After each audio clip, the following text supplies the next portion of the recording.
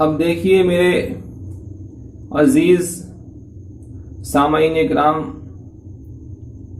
ہم نے آپ سے جو یہ کہا ہے کہ ہم آپ کو دلیل بتائیں گے کہ یہ محفل میلاد نبی منانا، کانفرنس منانا، اس میں چندہ دینا، علماء اکرام کو بلانا، یہ کار ثواب نہیں بلکہ کار حرام ہے۔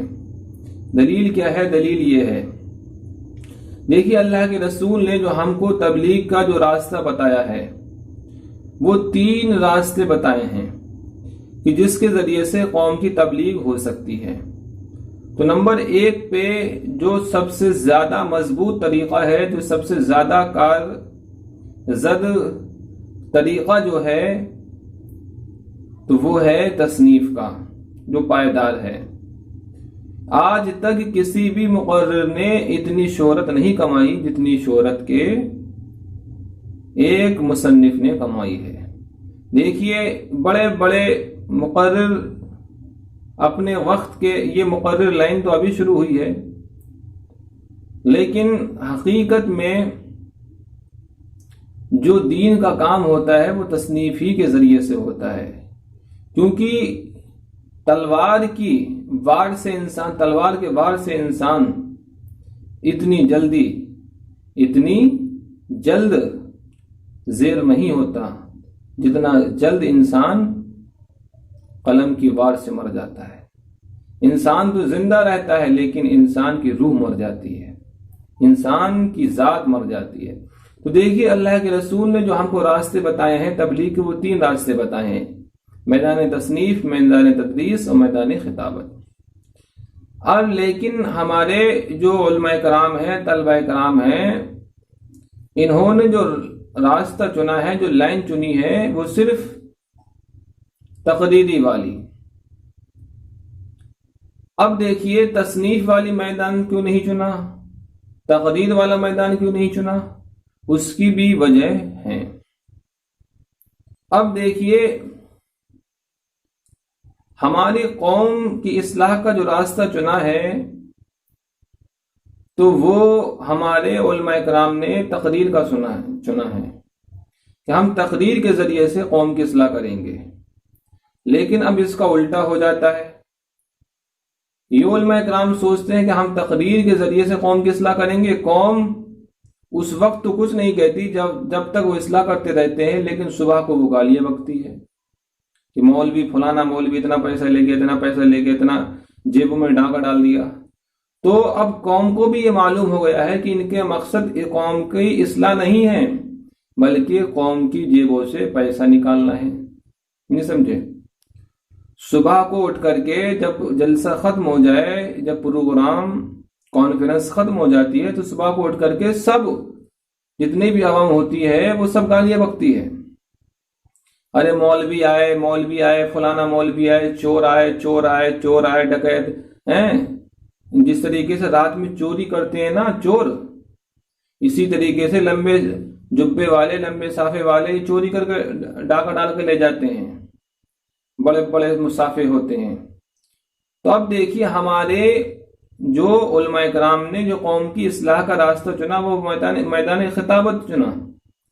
وہ اس لیے کہ میدان خطابت کے ذریعے سے جیب بھی گرم ہو جاتی ہے اور قوم بھی گرم ہو جاتی ہے۔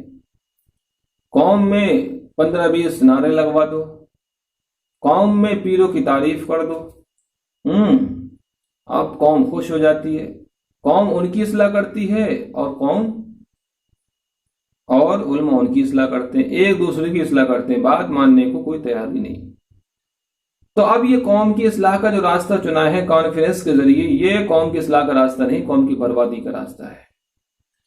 تو اب ہم قوم کو ذمہ دار ٹھہرائیں یا پھر علماء کرام کو ذمہ دار ٹھہرائیں؟ تو دیکھیے ذمہ دار قوم کی بربادی کے جتنے ہی عوام ہیں وہ اتنے ہی علماء ہیں۔ عوام سب سے بڑی بے وقوف ہے، عوام جو ہے بالکل ہی عیاش ہو چکی ہے۔ کیسے؟ وہ دیکھیے ایسے، جو ہمارا ایک مقرر، ایک خطیب 24 گھنٹہ تمہاری خدمت کرتا ہے، اس کو تم کئے روپے دیتے ہو؟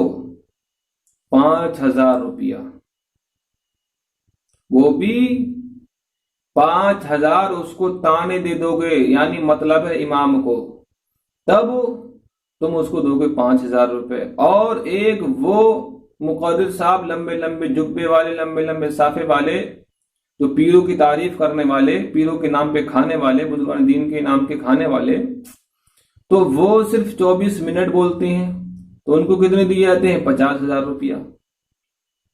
تو میرے بھائیو، یہ کہاں کا انصاف ہے؟ یہ قوم بے وقوف ہے یا پھر علماء بے وقوف ہیں؟ اب آیا کہ اب اگر امام صاحب ہی سمجھانے لگے تو جہاں 24 گھنٹہ سمجھاتے ہیں، اگر فرض کر لیے جائے اگر وہ 100 گھنٹہ بھی سمجھائیں گے تو ان کی سیلری 5,000 روپے رہے گی۔ نہیں سمجھا؟ بڑھ نہیں سکتی ہے۔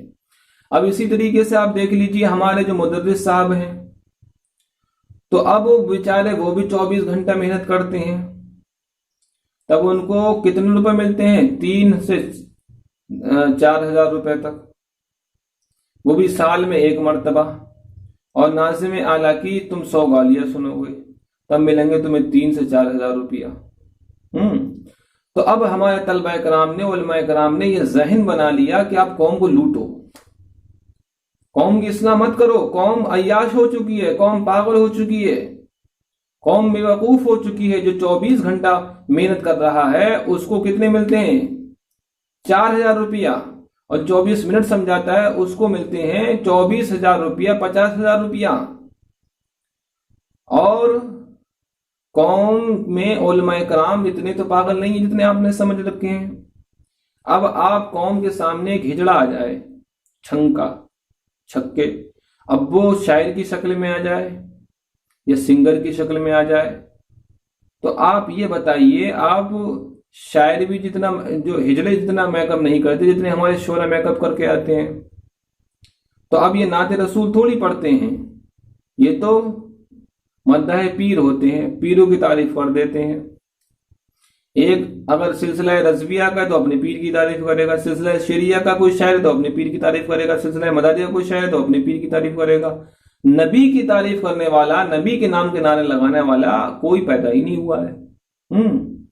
تو اب وہ بھی آتے ہیں کئی ہزار روپے میں کرائے کے ٹٹو، 5 سے 50,000 روپے میں ہیں۔ وہ قوم کیا ہے، ان کی جیبوں کو گرم کر دیتی ہے اور وہ قوم کو گرم کر دیتے ہیں۔